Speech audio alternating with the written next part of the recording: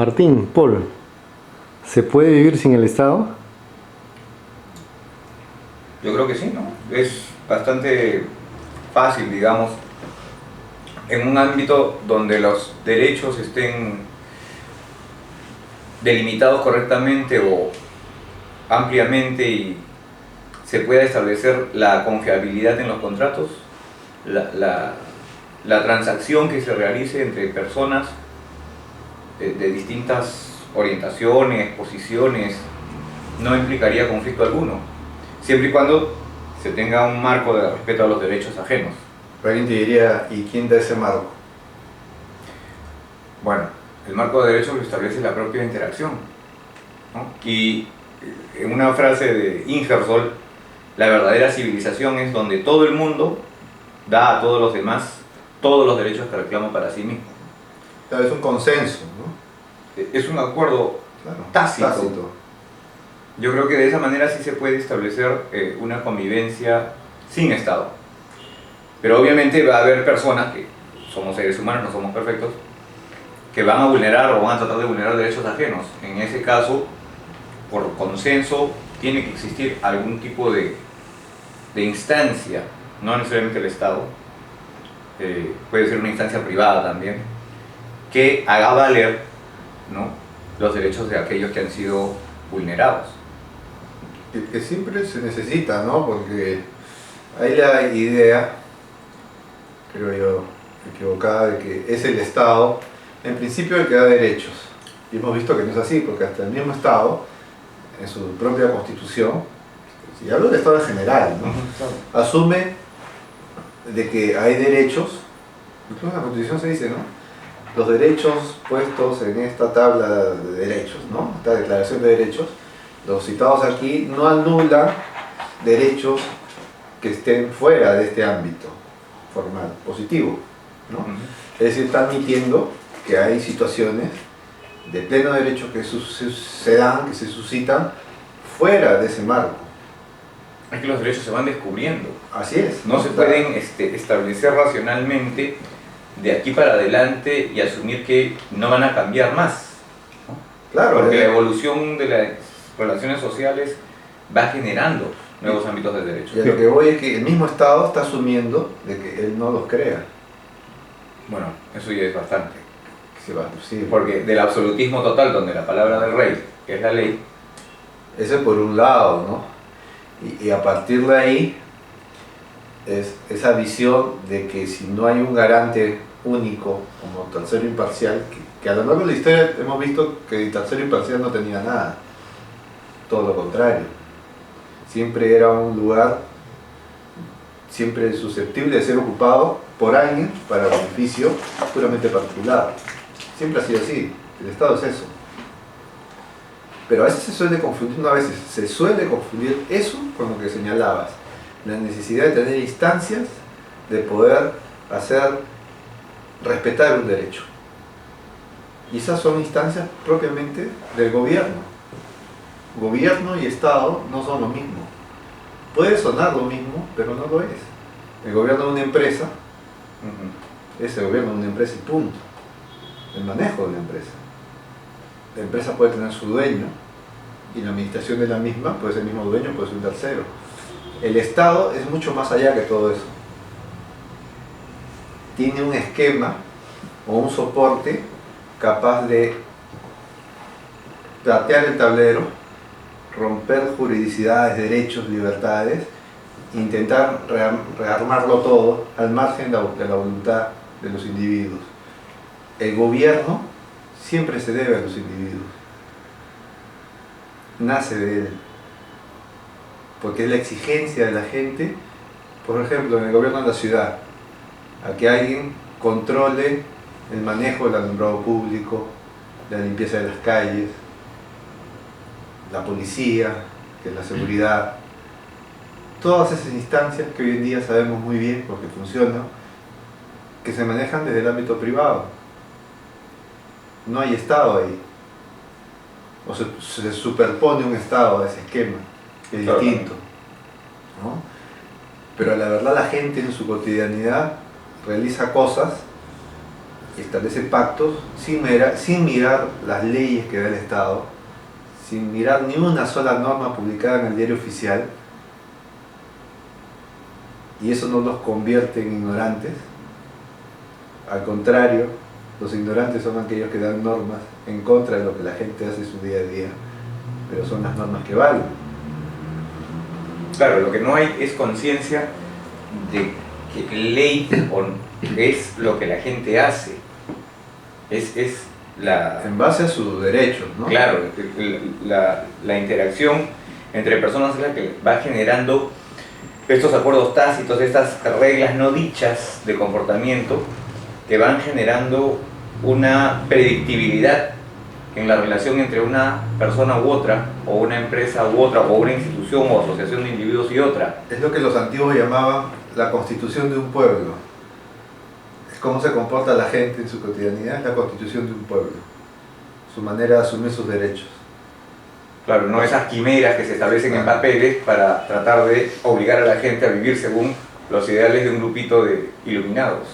Y Jefferson decía que al fin y al cabo una constitución es el sentido común, ¿no? La cotidianidad colocada en normas jurídicas.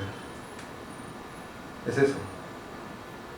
O sea, lo que acontece en la cotidianidad, elevado, visto por el jurista en este caso y colocado, ¿no? Y no es un poco tentador soñar con, así como antes habían las zonas francas, ¿no? Que eran zonas donde se podía comprar o vender, importar, exportar. Zonas liberadas. Zonas liberadas de impuestos.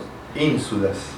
Crear una ínsula Son de gobierno, de posibilidades. Estado, ¿no? O sea, especie de proyecto de un departamento del Perú que experimente por 3 años dentro de un periodo de gobierno, para no decir que sea fuera del plazo, y a ver qué pasa, cómo se organiza la gente, ¿no? La gran desgracia de vivir en un Estado-nación, que es una quimera, porque nunca se definió realmente qué cosa era eso. No, y además es efímero, porque ¿cuánto tiempo durará? ¿No? ¿No? Y la gran desgracia es 100 años más, 200 más. que el esquema de ocurrencias, de caprichos que se traducen en leyes, terminan condenando a toda una cantidad enorme de habitantes, cuando podríamos tener esquemas totalmente diferenciados, tanto desde el punto de vista de cómo administrar justicia, por ejemplo, cómo tener maneras de ejercer derechos en diferentes ámbitos de manera diferenciada en la zona sur del país, en el norte, en el centro, en el sur, y ver que compitan entre sí, por ejemplo, bajo un esquema de justicia, qué esquema de justicia atrae mayor cantidad de inversiones. ¿Y por qué nos condenamos todos a tener un solo esquema de justicia? Eso es como un ejemplo de tantos que uno puede dar, ¿no? Por ejemplo, también, si se permite la posibilidad de que alguna región pueda tener la posibilidad de poder establecer el secreto bancario. Que hoy en día está cada vez Ni en más Suiza, vulnerado, ¿no? ¿no? Ni en Suiza, ¿no? Pero bueno, todavía Suiza conserva un nivel alto de secreto bancario. Eso entre nosotros no existe. Que alguna zona del país pueda tener la posibilidad de establecer banca libre, donde pueda fundarse bancos de manera sin mayor regulación, libre. Y si se crean libremente, quiebran libremente. Nadie pone un negocio para quebrarlo, para perder dinero. Es todo lo contrario, es para ganar. ¿Qué sucedería? En el sector informal no ocurre algo parecido, porque por ejemplo, si no me equivoco, creo que el 55% de la producción general de bienes y servicios del país deviene del sector informal. Y de alguna forma el sector informal está al margen del Estado. Claro,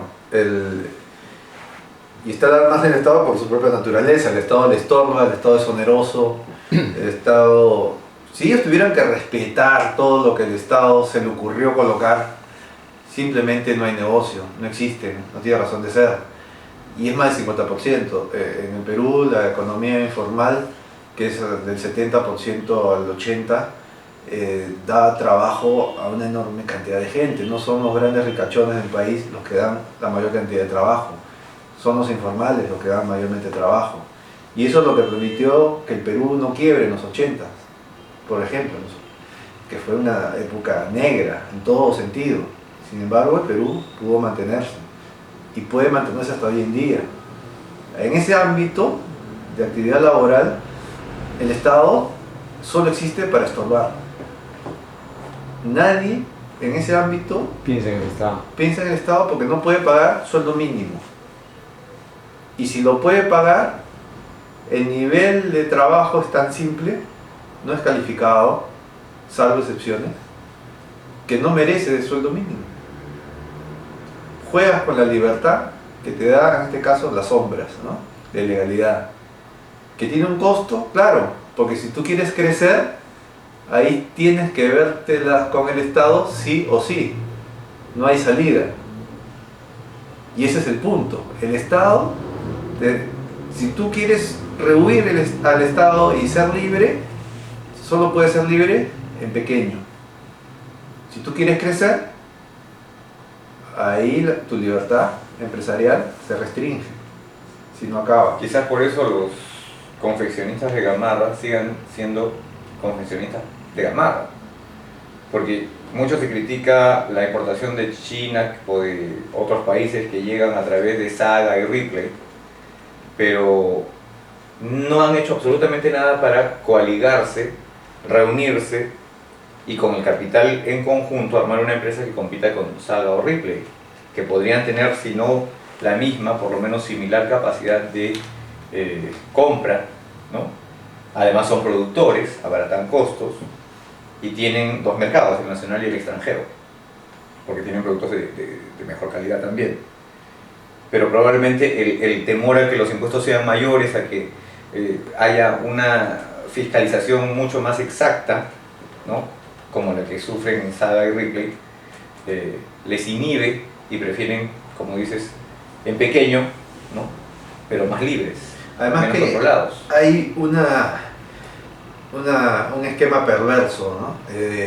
Por ejemplo, tenemos los grandes almacenes que tú has citado y tenemos otros donde se venden comestibles, alimentos, ¿no? Y son controlados por las autoridades, tanto del gobierno, del Estado mismo, Ministerio de Salud, ¿no?, pero también de los municipios.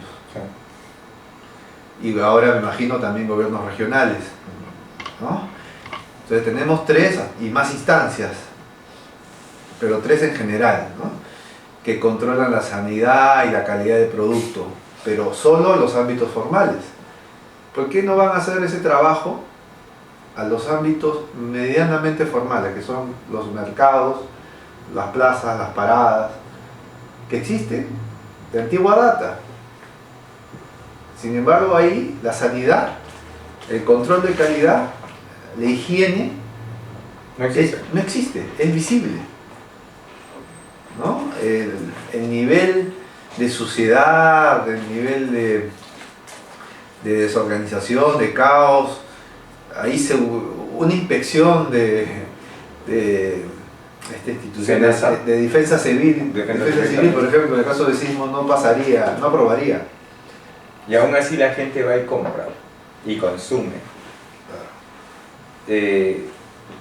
Y siguen viviendo en un ámbito donde las normas, las reglas, la confianza o la confiabilidad está establecida por el mero criterio personal, ¿no? Ahí el Estado realmente está en paréntesis. Pero si uno quiere salir de ahí, el problema es que el Estado te comienza a castigar. No, además se dan situaciones de injusticia, ¿no? Porque el gran almacén dirá, mira, yo pago impuestos, yo pago salario mínimo, cumplo los derechos laborales al día, cumplo con todas las normas que la legalidad estatal me reclama, cumplo todas. Sin embargo, en otros ámbitos eso no existe. ¿Por qué a mí sí y a los otros no?